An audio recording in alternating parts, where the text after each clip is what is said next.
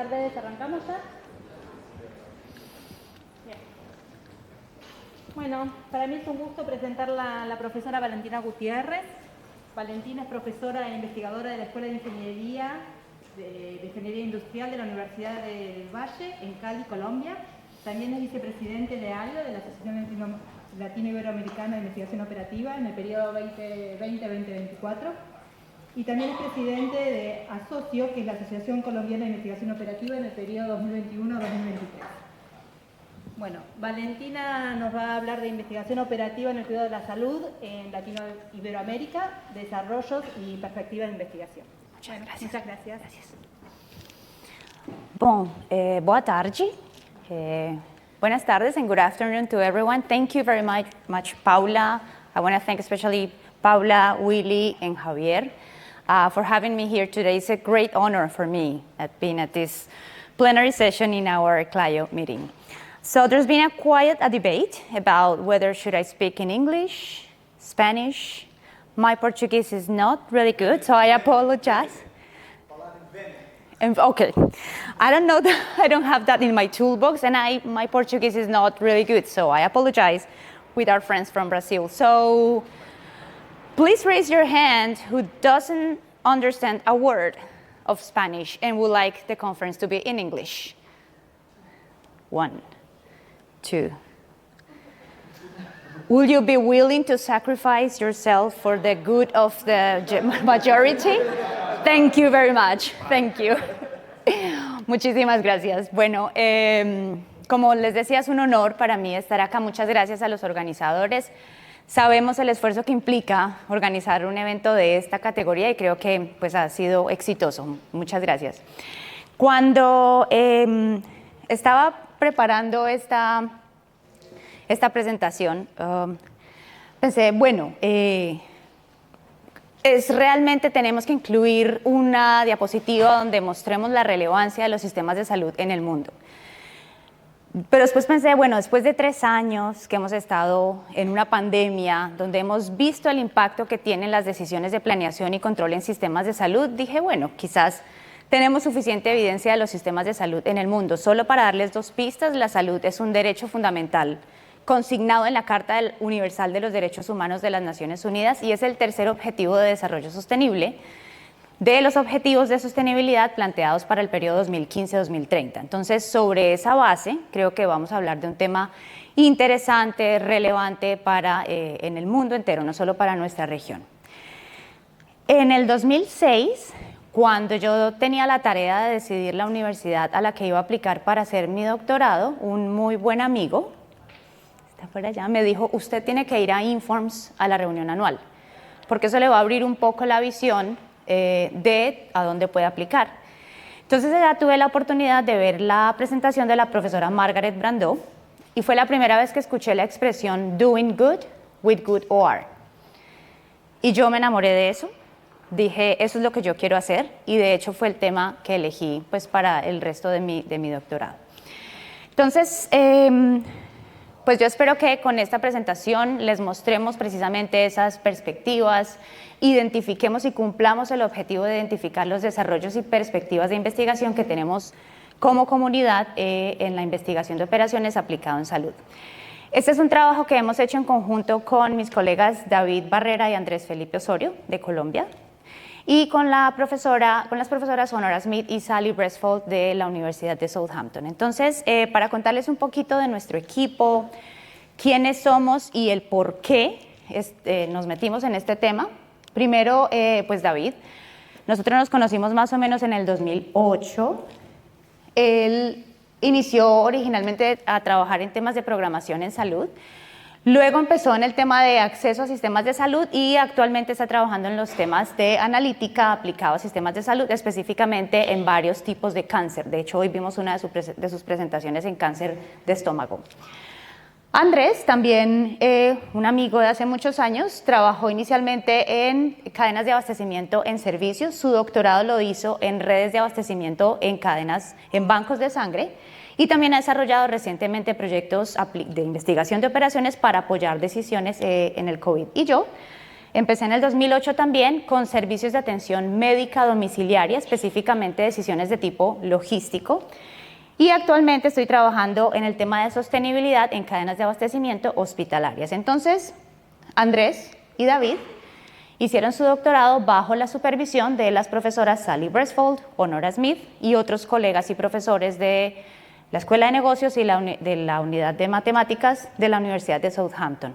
En las experiencias que hemos tenido con el Grupo de Trabajo de Investigación de Operaciones Europeo en Salud, ORASH, que creo que todos conocemos y que hemos hecho algunas colaboraciones con ellos y esas experiencias, propusimos hace unos años la conformación de un grupo de trabajo en nuestra Asociación Colombiana de Investigación Operativa Socio para formalizar, digamos, el trabajo que se hace en investigación de operaciones en salud. Entonces, con esas experiencias, las motivaciones, lo que queremos es replicarlas, conocer a los colegas en Latinoamérica, saber en qué trabajan y crear esas redes, esos caminos de trabajo conjunto. Bueno, la presentación tiene 3 momentos principales. Cuando la estructuré pensé que esto debería ser algo así como una buena comida, como una buena experiencia.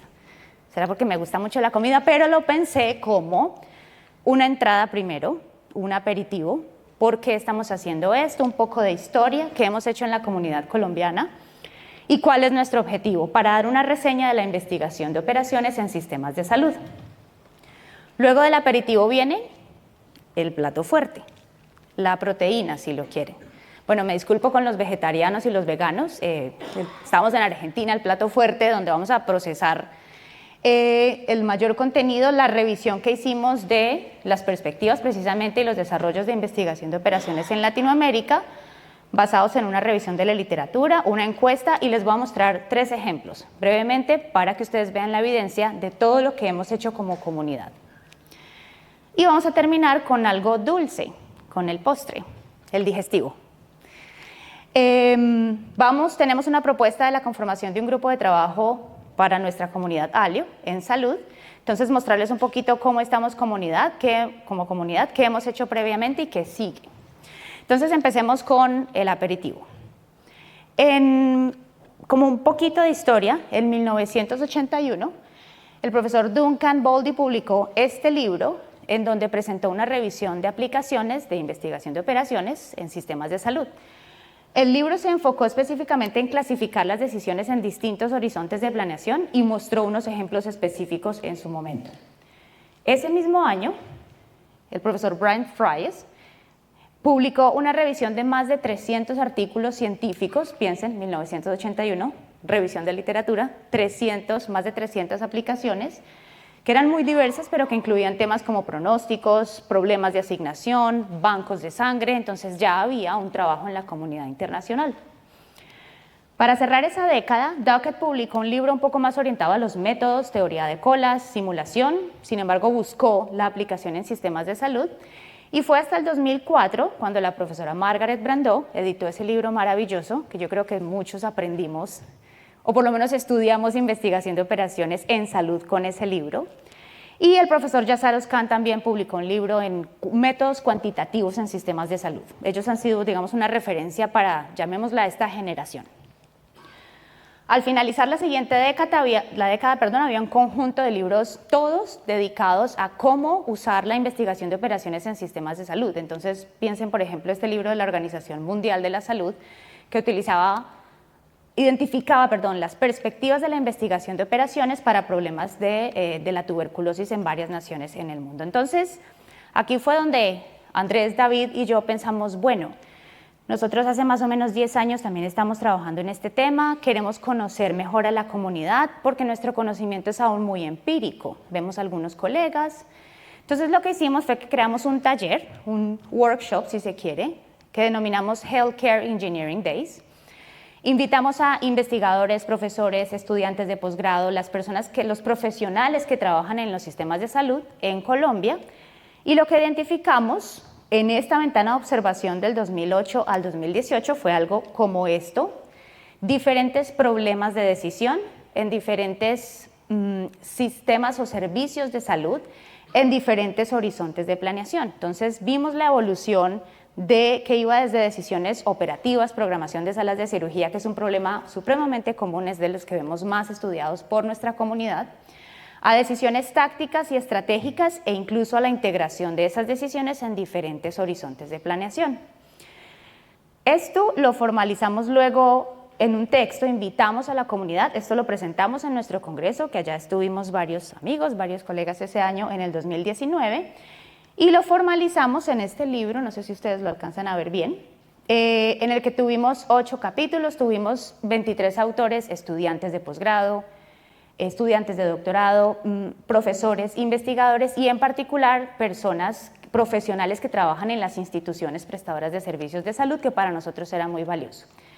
Identificamos los principales problemas y los retos, habían aplicaciones en localización de hospitales, problemas de ruteo en atención médica domiciliaria, que ese también es súper clásico, en diferentes servicios, en emergencias, en cuidados de internación, en perfiles epidemiológicos, incluso en modelos de riesgos en salud.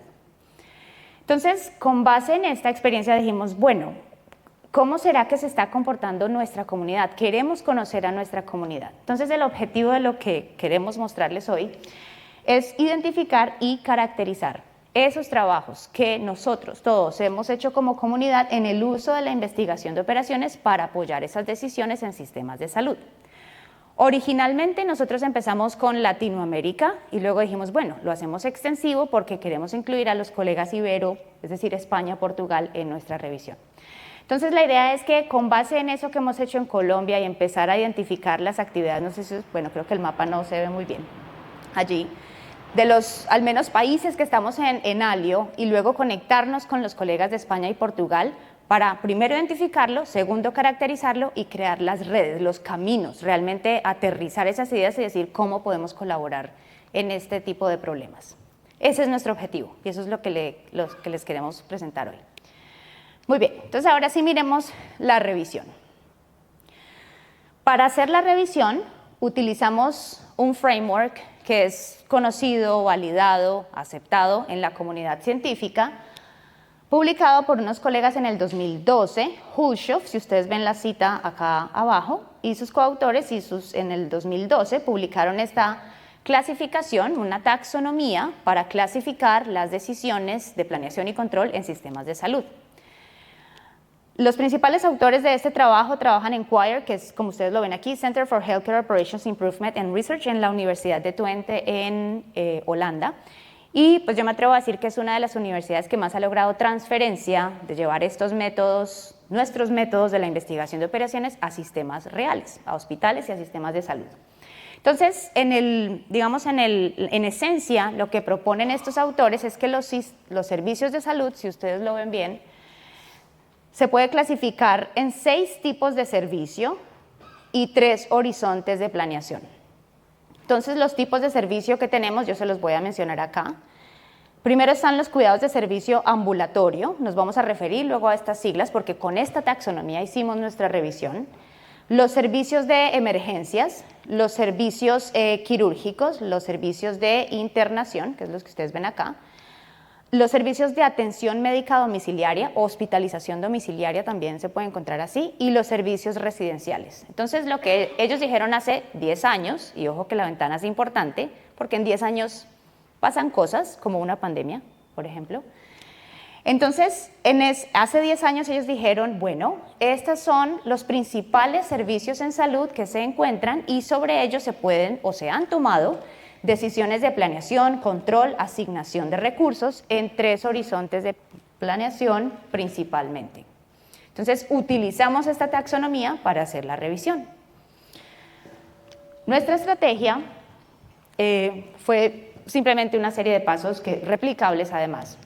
Entonces, seleccionamos Scopus como la base de datos más grande, ese fue un criterio, luego vamos a hablar del alcance y los límites de esta estrategia. Para cada uno de los 6 servicios utilizamos las cadenas, las cadenas de búsqueda definida por Hushoff en la taxonomía. Tuvimos una ventana de observación de 1980 al 2022. Utilizamos como tipos de documento, lo que analizamos fueron artículos en revistas científicas y capítulos del libro. Hicimos el análisis en estas 6 áreas y inicialmente lo hicimos en 21 países de Latinoamérica. Esto fue noviembre de 2019. Yo estaba con David en Southampton, estábamos muy felices porque íbamos a hacer esto y lo íbamos a presentar en Clio 2020. Porque dijimos, bueno, son los 40 años, qué emocionante, vamos a estar allá en Madrid, vamos a llevar nuestro trabajo. Empezamos a leer, todo diciembre leyendo, enero, febrero y luego ya no pudimos. Entonces quedamos un poquito desilusionados, como preocupados, porque dijimos, bueno, efectivamente estos sistemas son muy relevantes, pero creo que pensamos que nos teníamos que ocuparnos en sobrevivir primero y luego hacer la revisión. Entonces, por eso los resultados que ustedes van a ver están en 2 momentos de tiempo. Primero, lo que encontramos entre 2019 y 2020, cuando empezó la pandemia, y luego reactivamos nuestro proyecto este año, porque quisimos actualizar lo que había sucedido en esa ventana de 3 años, COVID, llamémosla. Entonces, con esta estrategia de búsqueda, lo que hicimos fue que analizamos los hallazgos con, digamos, 7 criterios, los podemos denominar así, de inclusión de lo que encontrábamos. Entonces, los 7 criterios los validamos, digamos, con base en la taxonomía. Primero, hay un conjunto de problemas de decisión definidos para cada uno de los 6 servicios de salud, tal cual como lo define Hulshoff y sus coautores. Entonces, esos fueron los problemas que nosotros buscamos. También hay una declaración de los métodos. ¿Qué método de investigación de operaciones está utilizando usted para ese problema? Entonces, utilizamos la misma nomenclatura que ellos utilizaron, simulación, métodos heurísticos, procesos de Markov, programación matemática, teoría de colas y también revisiones de literatura. No sé si alcanzan a ver los colores. Vamos a usar esos colores después. Identificamos qué métricas de desempeño se utilizan para evaluar el sistema, porque pues aquí usted en un problema de home health care usted puede tener, minimicemos la distancia recorrida, sí, pero estamos en salud. Quizás usted está buscando otras métricas para ese problema en particular. También hicimos una descripción de los resultados que se logró, los mejoramientos obtenidos. Aquí tomamos las ideas de la profesora Sally Bresfold para identificar el nivel de implementación de esos métodos y utilizamos 3 escalas. Conceptualizado, que este también lo vamos a usar, sugerido o implementado. Queríamos saber cuál es nuestro nivel de implementación. Aquí teníamos la hipótesis de que nuestros sistemas de salud en Latinoamérica tienen sutiles diferencias con los sistemas nacionales de salud, habitualmente de países desarrollados. Entonces, cuando empezamos a hablar con los colegas de Inglaterra, de Alemania, de Canadá, de otros sistemas, los sistemas nacionales de salud allá son diferentes. Entonces, teníamos la hipótesis que hay unos factores que podemos identificar para saber si se han modelado explícitamente o no y cómo. Entonces, intentamos hacer una búsqueda de esos factores, si los autores lo declaraban en cada uno de los trabajos, y finalmente, pues, el país donde se desarrolló el trabajo. Entonces, con este análisis, lo que encontramos en primera instancia en Scopus, entonces ustedes van a ver acá los 2 momentos de tiempo que les contaba. Esto fue antes de la pandemia y esto fue después. Y lo que ustedes ven acá son los 6 servicios definidos por la taxonomía, las siglas que les explicaba ahorita. Entonces, esto es con la cadena de búsqueda, la ponemos en Scopus, tal cual lo indican Hulshoff y sus coautores, y no hacemos ningún filtro. Luego, con los 7 criterios, obtenemos esto. Y entonces leímos cada uno de estos resúmenes. Los números ya hablan algo acá, ¿no? Entonces, miren estos números. En estos 3 años tenemos un incremento más o menos en promedio del 20%. Entonces uno dice, bueno, sí, cuando ve las series en Scopus, pues ve las tendencias en crecimiento. Hoy un colega nos hablaba que hay 600 revisiones de literatura de cómo tratar el cáncer de estómago, del cáncer. 600 revisiones. Entonces, si hay 600 revisiones, piensen cuántos artículos hay para que usted efectivamente tenga ese número de trabajos donde se estudia los métodos aplicados en cáncer. Entonces, acá hay un incremento más o menos del 20%. Eso mismo sucedió cuando aplicábamos los 7 criterios, pero si ustedes se fijan, miren los últimos 2 servicios. Hay unos que se doblan y otros son casi el triple. Entonces esta mañana me parecía muy curioso que un investigador de Chile decía, yo pensé que la atención médica domiciliaria era por el COVID. Y ya había antes atención médica domiciliaria, hospitalización domiciliaria. Entonces estos números pues se han casi triplicado. Entonces lo que hicimos, una vez leímos todos esos resúmenes en el 2019 y ahora, este año, en noviembre, hace un mes, pues fue, bueno, esto fue lo que encontramos y dijimos, bueno, nos parece curioso que en nuestra comunidad solo haya 3 trabajos reseñados en Scopus, la limitación de la base de datos para este tipo de servicio, y según Scopus no hemos hecho nada en Residential Care Services, en los servicios de atención médica residencial. Entonces esa fue nuestra muestra y dijimos, bueno, 47 trabajos, pero dijimos, aquí falta algo, Scopus tiene limitaciones. Incluso nosotros mismos, muchos de los trabajos de nuestros colegas no estaban acá, entonces no nos sentíamos como representados acá. Entonces lo que hicimos primero en el 2020, justo antes de COVID, fue que invitamos a la comunidad e hicimos una encuesta que tenía 3 objetivos específicos. Compartimos esos hallazgos de todos lo que encontramos en Scopus y le dijimos a la comunidad, mire, acá está el listado, lo sacamos con esta búsqueda, en esta base de datos, se lo compartimos y le dijimos, creemos que hay más cosas. Entonces, si usted ha desarrollado más trabajos, por favor, compártanoslos. Queremos saber qué ha publicado en artículos de revista científica y en capítulos de libro, porque tenemos la hipótesis de que efectivamente hay más trabajos. Con esto lo que queríamos, miren acá está, lo vamos a presentar en Clio 2020. Es cuando uno hace planes y luego la vida le dice no. Eso lo hicimos en el 2020 y lo dejamos en el refrigerador unos años. Y este año dijimos, bueno, otra vez. Clio 2021. Claro, entonces dijimos, bueno, puede ser Clio, pero teníamos incertidumbre, porque no sabíamos si iba a haber Clio o no, y bueno, entonces se quedó en el refrigerador por unos años. Y este año lo hicimos de nuevo, ya con la base de datos original, contactamos de nuevo a la comunidad con ese objetivo, queríamos invitar a todos, probablemente si ustedes están en el listado de Valio, les llegó la invitación. Entonces les dijimos, por favor, compártanos lo que usted ha publicado en estos temas, creemos que en 3 años han pasado cosas en salud, y bueno, lo vamos a presentar en nuestro congreso de nuestra reunión de la comunidad latino-iberoamericana, y aquí fue también donde ampliamos pues a toda la comunidad. Entonces eso fue lo que hicimos para ampliar esos registros. Entonces acá están los resultados de la encuesta, lo que ustedes ven a su izquierda primero fue 2020, luego 2022, y si ustedes lo notan, acá están los 6 servicios de la taxonomía, y recibimos primero en el 2020 32 trabajos que no sabíamos cómo clasificar, no había forma. Entonces dijimos, vamos a crear una categoría que se llama otros. ¿No? Fácil. Y los incluimos todos, porque no nos sentíamos con el argumento suficiente para decir esto no es salud, o esto no está implementado, o esto no tiene un método en investigación de operaciones. Algo similar pasó este año, enviamos de nuevo la encuesta.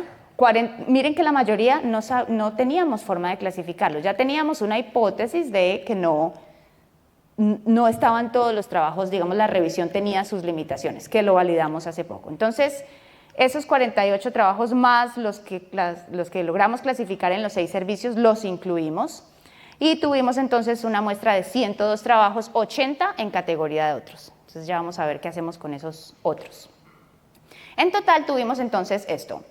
Lo que ustedes ven en azul a su izquierda es la muestra de Scopus en cada uno de los 6 servicios, nada en cuidados residenciales. Lo que está en rojo es la encuesta, pero entonces yo dije, mire lo que pasa cuando ponemos otros. No podemos despreciar a los outliers o a los otros. Hay que saber en qué está trabajando la comunidad y pues procesamos esos trabajos también.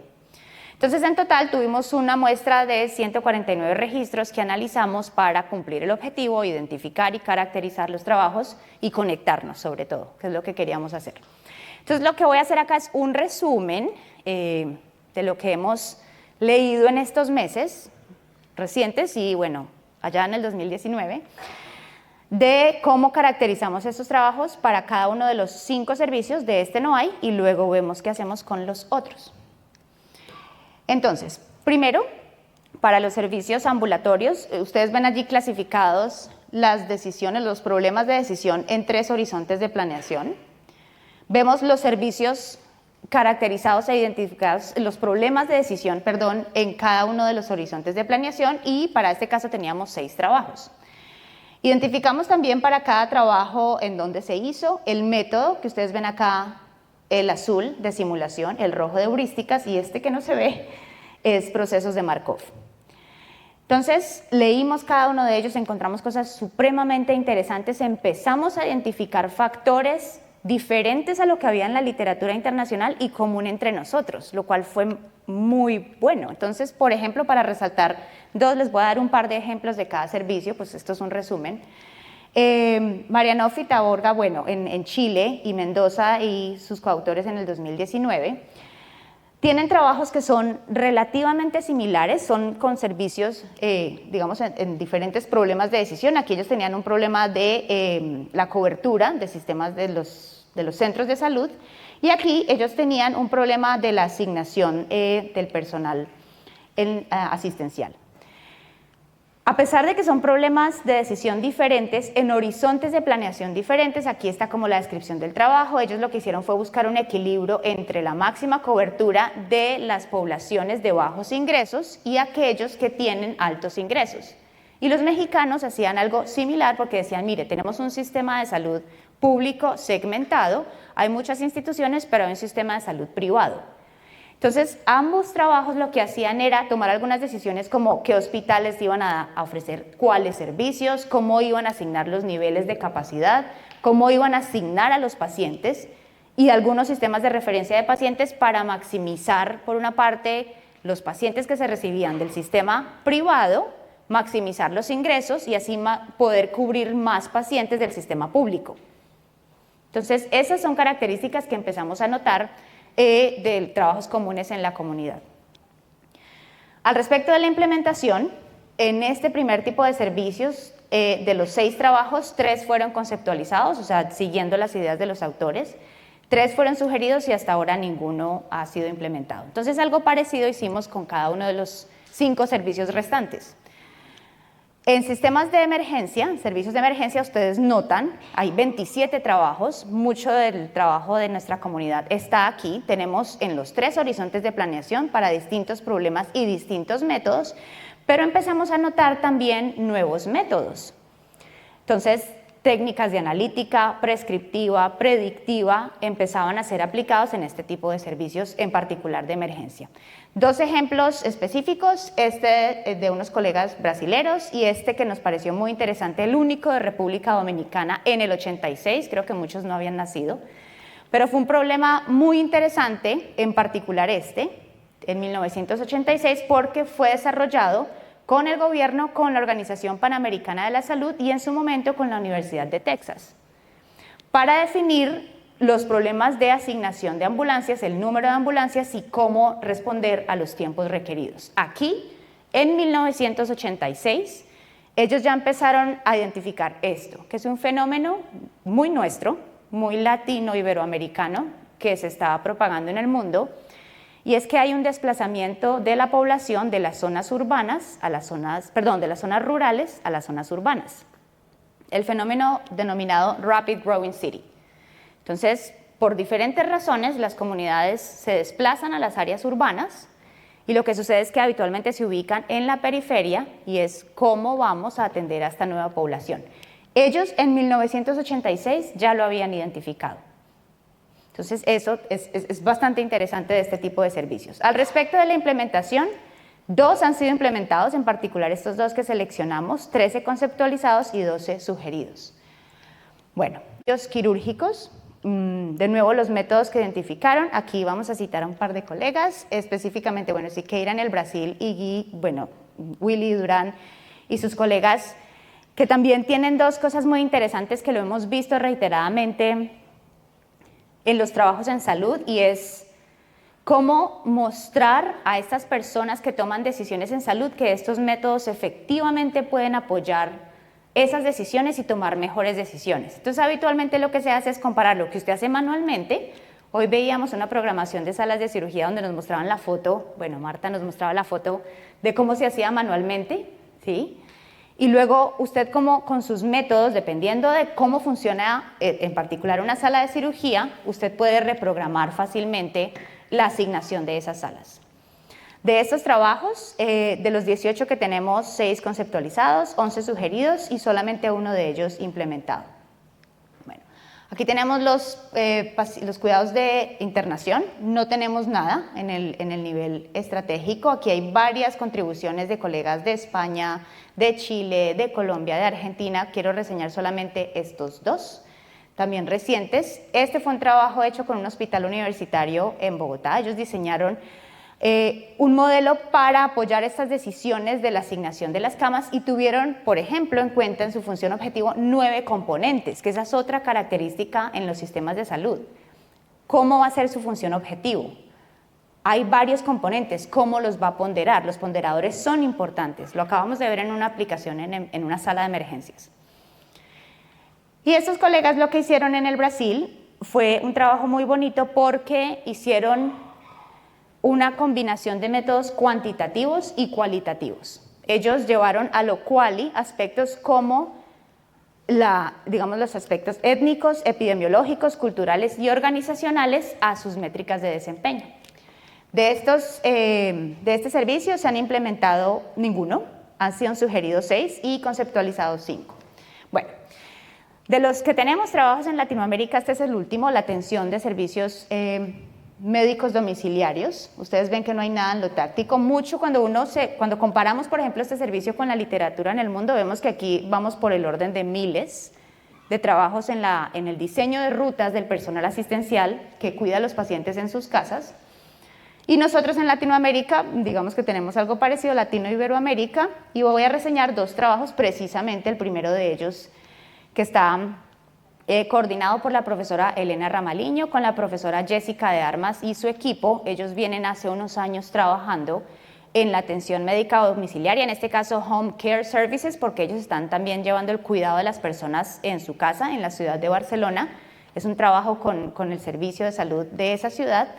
Y ellos han desarrollado la combinación de servicios sociales y servicios médicos a la población mayor, a los adultos mayores. Nosotros en Colombia tuvimos una serie de aplicaciones, en particular en el Valle de Aburrá, una zona en Antioquia, al norte del país, y estudiamos un problema real de cómo zonificar 10 municipios para que el personal asistencial efectivamente pudiera llegar a la atención a la casa de los pacientes, y esto lo implementamos con lo que se puede denominar el hospital universitario, la institución universitaria. 2 han sido implementados, 3 sugeridos y 2 conceptualizados. Esas son las 5 categorías. De la 6ª no tenemos, pero entonces, ¿qué hacemos con los otros? Con esos 80 trabajos que no sabíamos cómo categorizar. Nos fuimos a leer de nuevo el artículo de Hulshoff y tuvimos pues la fortuna de tener al profesor Erwin Hans hace 2 semanas en Bogotá. Uno de los coautores, sí, pues es el jefe del Departamento de Ingeniería Industrial y trabaja en el grupo de investigación Quire, en el centro de investigación. Y bueno, la revisión es del 2012 y ellos declararon sus alcances. Primero, nosotros nos concentramos solamente en servicios primarios en salud. No nos concentramos en actividades secundarias como por ejemplo la sangre. Y por ejemplo, muchos de nuestros trabajos están hechos en bancos de sangre, en la línea, si se quiere, la cadena de suministro de la sangre. Por otro lado, ellos decían, miren, no estamos incluyendo la comparación estadística del desempeño y hay muchos trabajos de nuestra comunidad donde se utilizan métodos de eficiencia relativa, eficiencia cruzada, para saber cómo está la asignación de los recursos en la prestación de servicios de salud. Lo otro es que, bueno, el profesor Erwin nos dijo, eso fue hace 10 años, quizás requiera una revisión y quizás requiera reformularse. Entonces, con base en nuestros hallazgos para nuestra comunidad, nuestra región, propusimos estas 8 categorías porque encontramos al menos un trabajo que no veíamos susceptible de ser asignado a otra categoría. Y bueno, y COVID, lo dejamos allí como en categoría aparte. Entonces, ¿qué hicimos con estas categorías? ¿Cómo las propusimos? En el corazón están los 6 servicios propuestos en la taxonomía, en los 3 horizontes de planeación, y empezamos a agregar nuestras propuestas. En los servicios de diagnóstico médico hay un cuerpo importante de la literatura de nuestra comunidad donde se utilizan métodos de analítica predictiva y prescriptiva. Entonces, allí nuestra comunidad está trabajando. Todo lo que tiene que ver con los servicios de tratamiento médico. Se utilizan métodos, por ejemplo, los procesos de Markov, para diseñar cómo hacer un tratamiento de cáncer. Eso también lo hace nuestra comunidad. Cómo manejar todo el tema del personal asistencial. Esto fue muy relevante recientemente ahora por las tareas y las cargas que tuvo el personal asistencial durante la pandemia. Todo lo que tiene que ver con el equipo, el manejo de los equipos, todo lo que tiene que ver con la cadena de suministro de la sangre, en general en la red de suministro de los sistemas de salud y su desempeño, y encontramos también varios trabajos que con los métodos de investigación de operaciones proponen hacer política pública en salud. Esta fue la muestra que encontramos. Acá hay 59 trabajos que ustedes ven categorizados para cada uno de los países y nos faltaban 21. ¿Se imaginan de qué son esos 21? COVID. Entonces voy a dar 3 ejemplos reales de nuestra comunidad propios que yo creo que nos tenemos que sentir muy orgullosos y reconocernos eso también. Entonces, el primer trabajo, que es un ejemplo de COVID, hay 21 que encontramos con la encuesta y con Scopus. Probablemente haya más que no están en nuestro alcance. Hay uno que me atrevo a decir que es quizás el más relevante este año de lo que hizo nuestra comunidad de investigación de operaciones en COVID. ¿Les suena alguno? ¿El Edelman? ¿Les suena? Pero aquí ya Willy, es que Willy está adelantado. Bueno, ¿reconocen a estas personas? No sé si ya están algunos de los colegas chilenos. ¿Está alguno? Yo vi al principio de la semana, Este equipo del Instituto de Sistemas Complejos de Ingeniería, este año, en abril, se ganaron el Franz Edelman Award, lo voy a leer tal cual, for Achievement in Advanced Analytics, Operations Research and Management Science.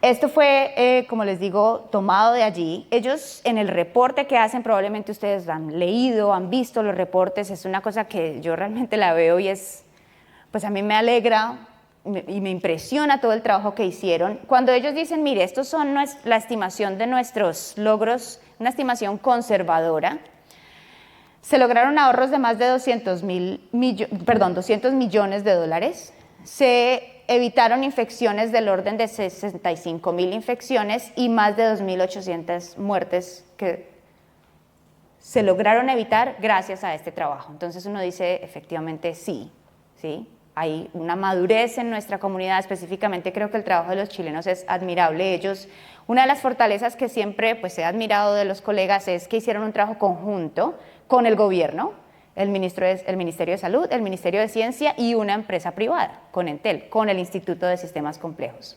Entonces, parte de lo que ellos reportan es que apoyaron la estrategia de Chile contra COVID, que tenía estos 3 pilares, en la prevención del contagio, la administración de las unidades de cuidados intensivos, todo lo que tuvo que ver con la vacunación, y utilizaron métodos de estadística, aprendizaje de máquina y otras de investigación de operaciones para apoyar estos 4 ejes de su trabajo.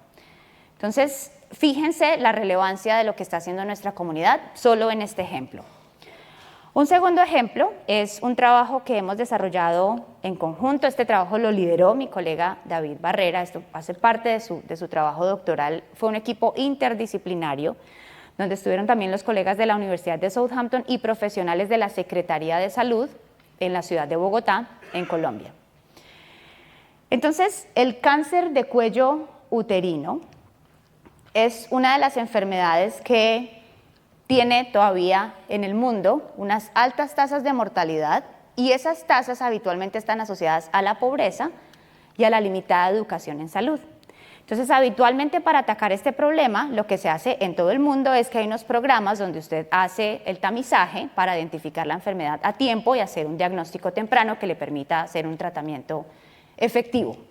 Sin embargo, esos programas todavía tienen retos de implementación y en nuestros países las tasas de incidencia, las tasas de mortalidad siguen siendo más altas. Entonces David, como parte de su investigación, lo que dijo, ¿cómo hacemos para entender ese comportamiento y por qué las mujeres no atienden esos programas de detección temprana. ¿Cuáles son los factores que inciden en eso?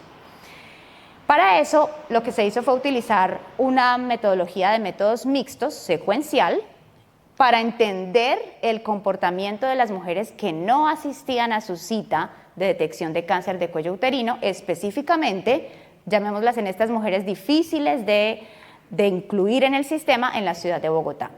Entonces, ¿qué métodos se utilizaron?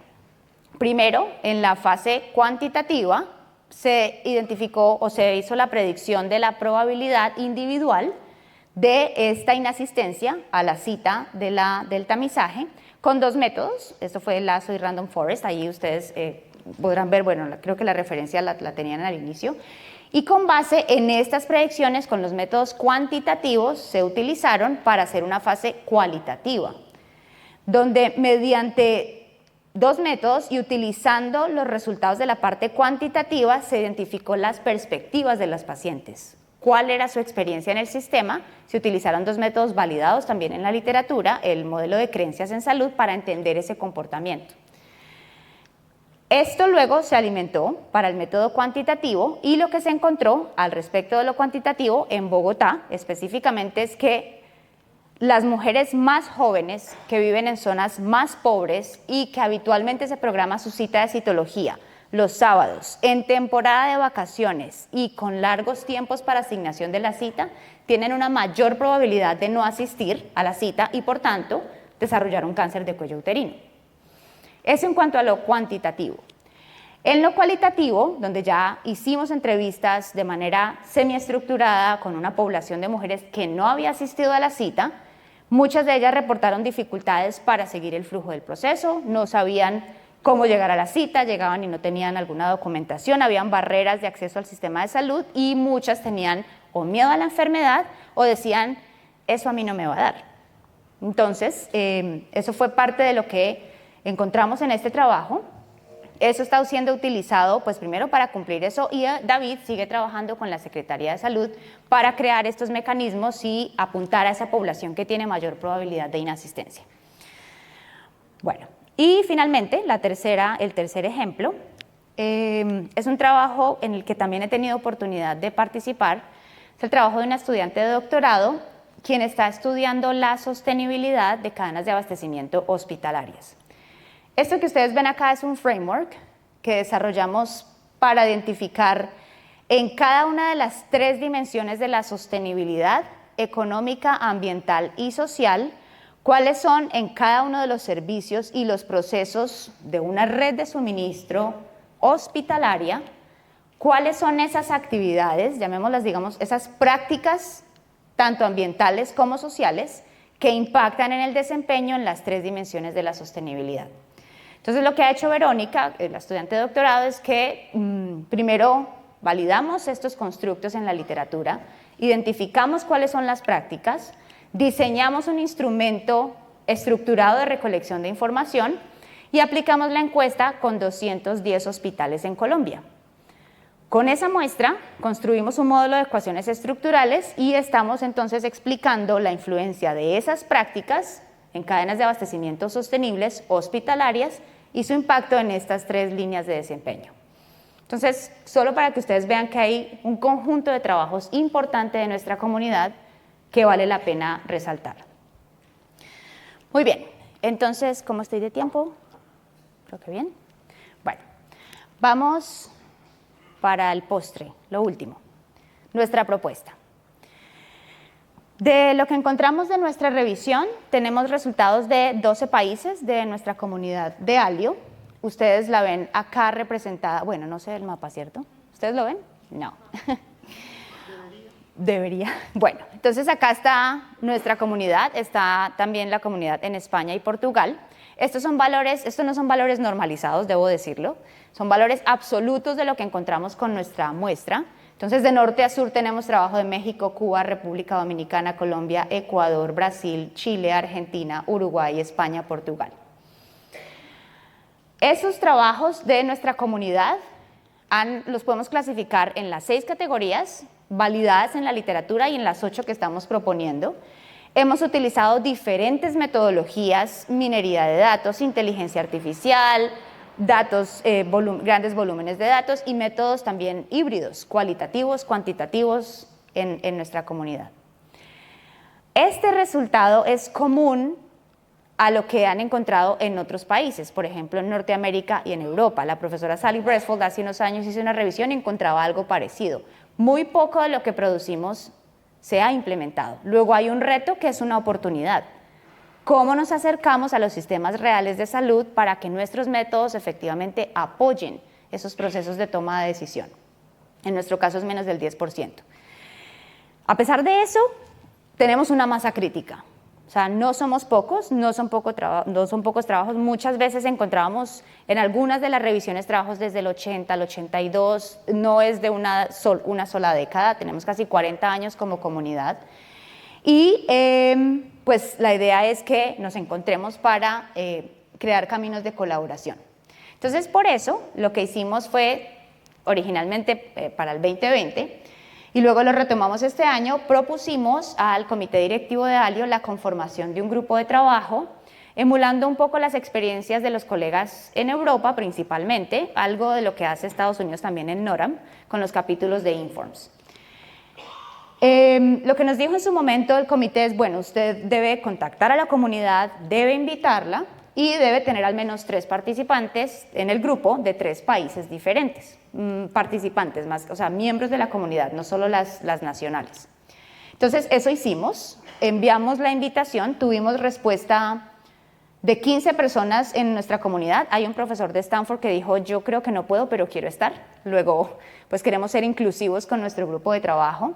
Tenemos 6 países que han dado respuesta a la invitación y en la primera, digamos, reunión fue aprobada nuestra propuesta en el comité directivo de ALIO.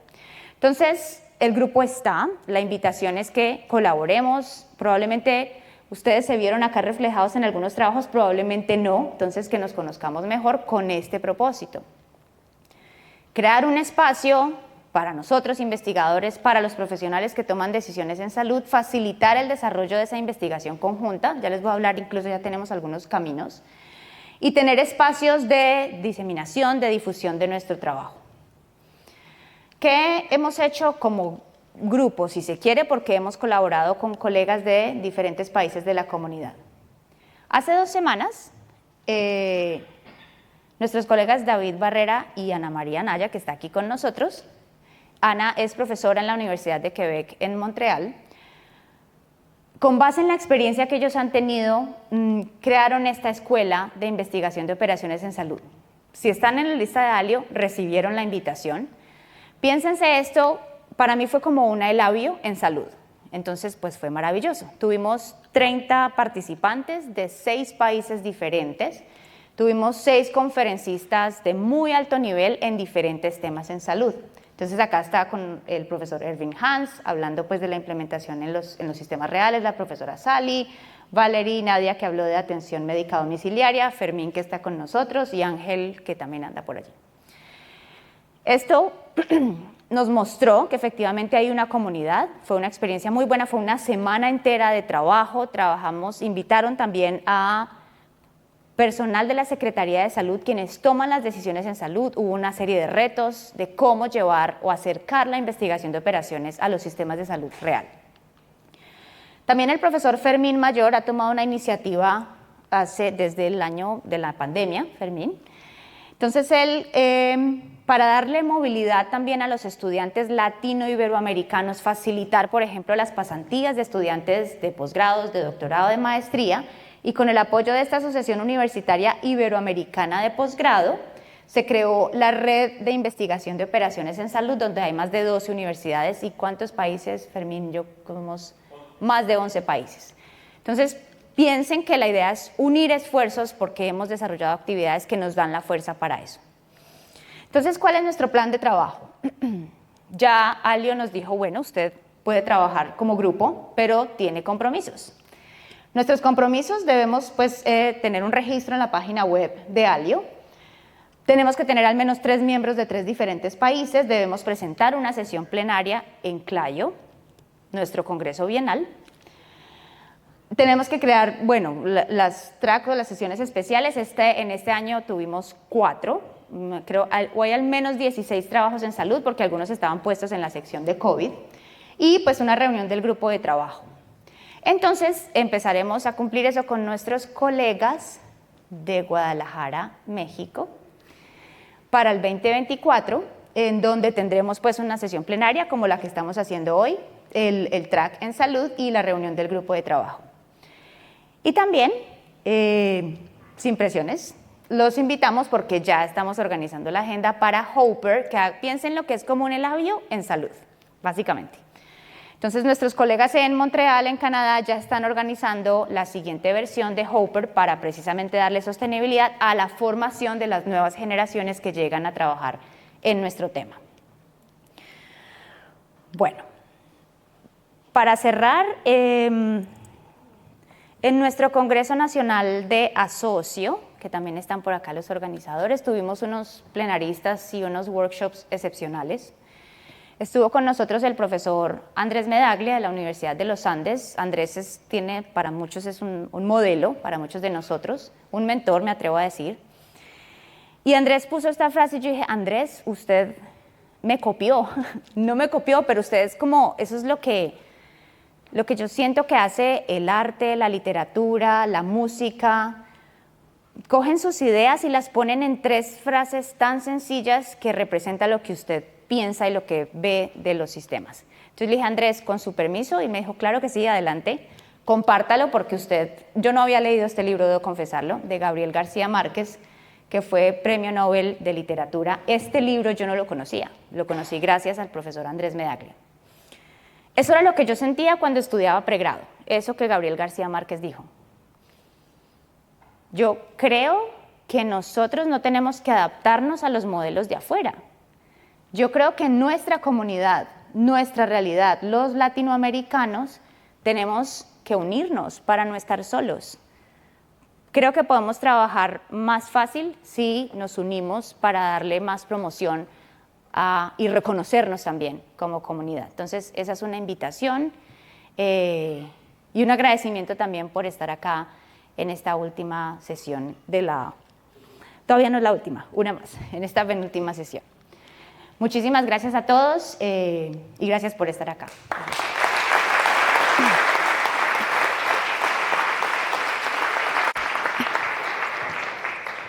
Muchas gracias, Valentina, por la charla tan relevante en un tema tan importante y sobre todo por esta invitación a todos a participar y crear comunidad o ampliar la comunidad. Así es.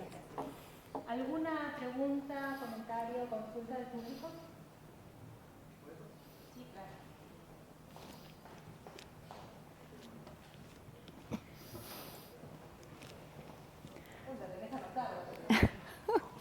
Eso es como un examen.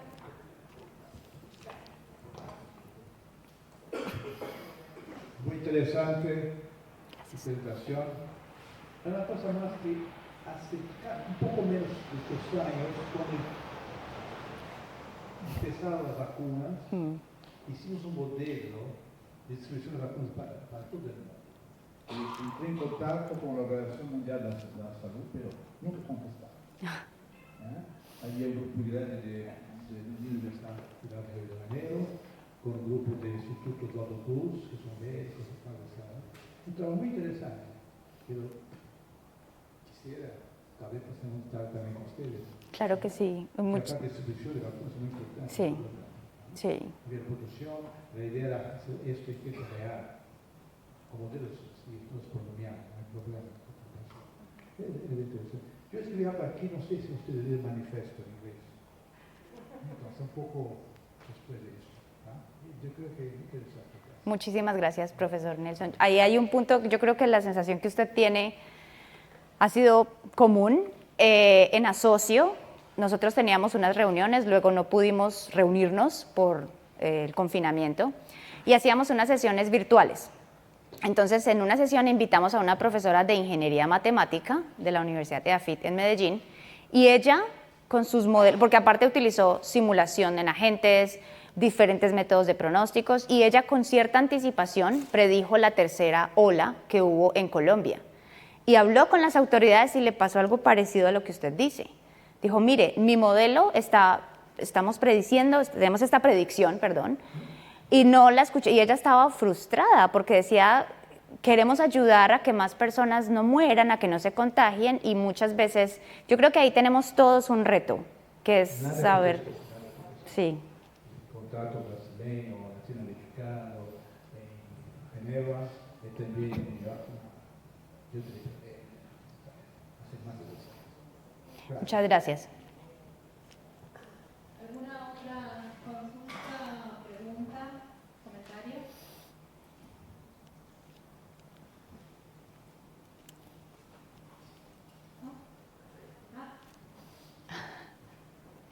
Pones a correr a Paula.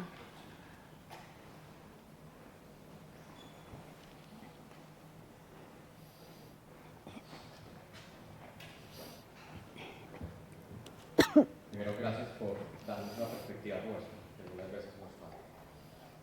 En salud hay una discusión que atendemos a los enfermos, pero no trabajamos en la prevención. ¿Cómo es esa perspectiva que algunas veces no se ve ahí por los servicios? Si nos podrían contar algo de lo que vieron. Sí, señor. Una de las categorías que proponíamos era el diagnóstico. Entonces, parte, por ejemplo, de lo que se está haciendo en cáncer es precisamente voltear un poco la pirámide, que en nuestro país está volteada, o sea, está a la inversa.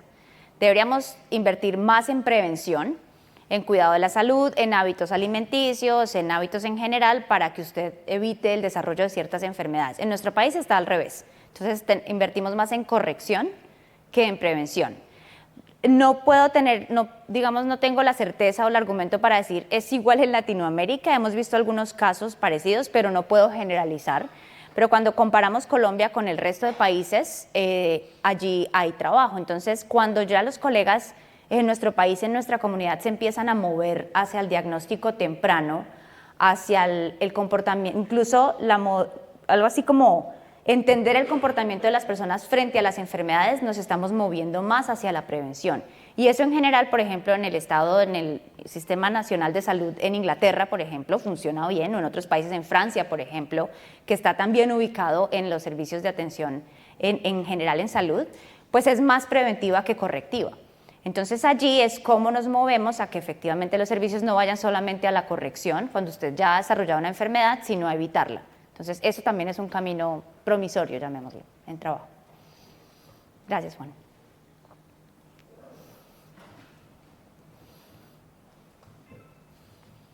Valentina, muchas gracias por la presentación, está muy bonita, la disfruté mucho. En algunas de las diapositivas mostrabas que la aplicación era menor que incluso las demás, y eso es una brecha que nosotros tenemos incluso en Colombia. Varios modelos que hemos presentado, las municipalidades que hoy siempre hacen nos dejan a un lado lo que comentabas, pero siempre nos como que olvidan a la academia. En esas aplicaciones, ¿qué viste que lograron superar esa brecha? El equipo de Chile que logró superar esa brecha. Pues podrías comentar qué fue lo que lograron para alcanzar ese espacio. Muchas gracias. Bueno, yo creo que aquí los colegas que han trabajado con el gobierno en Chile tenemos tanto que aprender de ellos, y algunas en el Brasil logran hacer trabajo con entidades gubernamentales. Entonces, en general, lo que he notado es que cuando hay un apoyo de esas entidades y en algunas ocasiones del sector privado, se logra como ese triángulo virtuoso, llamémoslo, donde hay caminos de colaboración y donde desde la política pública en salud se identifica que usted con sus métodos puede venir a apoyar esas decisiones. Es una brecha, es una oportunidad, creo que es un camino que muchos tenemos y la idea es que aprendamos. Por eso el profesor Irving Hans nos mostraba cómo mejorar la implementación. Él nos contaba solo una cosa, él hace unos talleres que denomina atelier, que creo que es así. Todas las semanas el profesor Irving Hans se sienta con médicos, les pone un modelito de simulación, se los pone a implementar y él nos mostró fotos todas las semanas y los invita a desayunar. Pero entonces ese acercamiento reiterado con quienes toman decisiones en salud le ha permitido a él mejorar esa implementación. Y otro camino que él nos recomendó, que creo que en algunas ciudades en Colombia lo hemos logrado, es cuando, como lo comentaba Antonio esta mañana, los egresados, tus colegas, los estudiantes, trabajan en las instituciones. Cuando tú tienes allá esos profesionales que tienen esa formación tan sólida en el sistema tomando decisiones día a día, creas un nexo y ahí mejora las oportunidades de trabajo conjunto. Es lo que hemos visto. Gracias, Juli.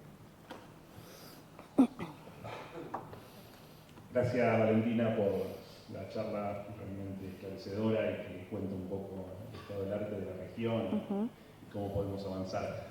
Un poco lo que yo quería contar tiene que ver con lo último que se hablaba, que fue nuestra experiencia acá en Argentina en el tema del COVID y la posibilidad de trabajar con distintos gobiernos. Desde acá, en particular desde nuestra facultad, se armaron grupos que trabajaron fuertemente en colaboración con los distintos gobiernos. Efectivamente, como decía Nelson por ahí, con repercusiones distintas y con respuestas diferentes. En particular, lo que siempre nos pasó es que cuando desde los lugares de decisión encontrábamos gente que entendía la importancia de la ciencia en la posibilidad de resolver este tipo de problemáticas, una pandemia que es algo muy fuerte y que impactó en todo el mundo, en particular en nuestro caso, que trabajamos fuerte con la provincia de Buenos Aires. Nos tocó a la cabeza de la provincia de Buenos Aires, el gobernador en particular, que es un investigador de CONICET en licencia ahora, si alguien que entiende la importancia de los desarrollos científicos, y ahí fue muy fácil esa interacción y pudimos trabajar muy bien a lo largo de los 2 años de pandemia. Nos pasó en varios municipios de la provincia de Buenos Aires, donde encontramos intendentes también con una visión muy clara y muy fuerte de la importancia de la ciencia, y en otros lugares, como decía Nelson, sí, no tuvimos respuesta, pero creo que tenía que ver un poco, primero con el hecho de abrirnos nosotros, desde el mundo de la ciencia, a llegar a ese lugar, que no nos molestara en algún sentido embarrarnos e ir hacia la problemática local o regional, y después la visión desde el otro lado. Cuanto más amplia era la visión desde el otro lado, más posibilidades hubo de trabajar e interactuar. Yo creo que en líneas generales la experiencia nuestra fue buena, la de los amigos de Chile ni que hablar, fue buenísima. Me parece que tiene que ver con esas dos cosas. Primero, nuestra predisposición desde el mundo de la ciencia de acercarnos al sector público para poder aportar soluciones, y por supuesto después recibir desde el otro lado una buena respuesta que, como te decía, en nuestro caso, en muchos casos fue así. Perfecto, Willy. Muchísimas gracias. Gracias, Pablo. ¿Algún otro comentario? ¿Pregunta? ¿No? Bueno, entonces... Muchas gracias. Gracias.